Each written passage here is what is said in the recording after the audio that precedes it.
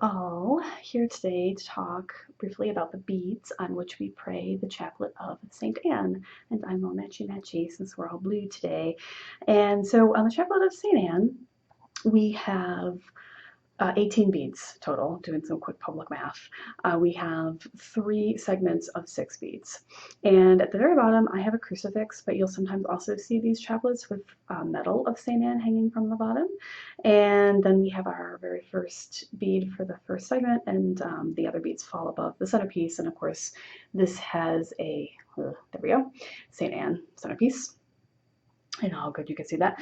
And so these 3 segments of beads represent the 3 very important people in the life of St. Anne, one of which, of course, is herself, St. Anne, but there's also Jesus and Mary, as you would imagine.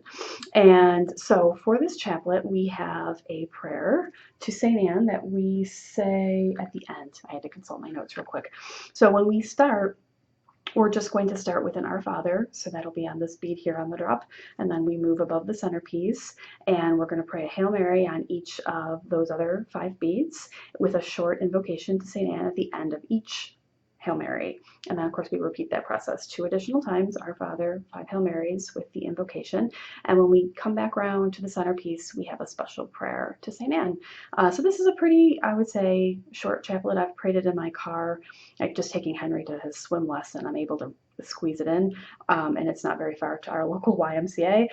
So I would say in like the 5-minute range, you could pray this chaplet 5 or 6 minutes. It doesn't take long at all.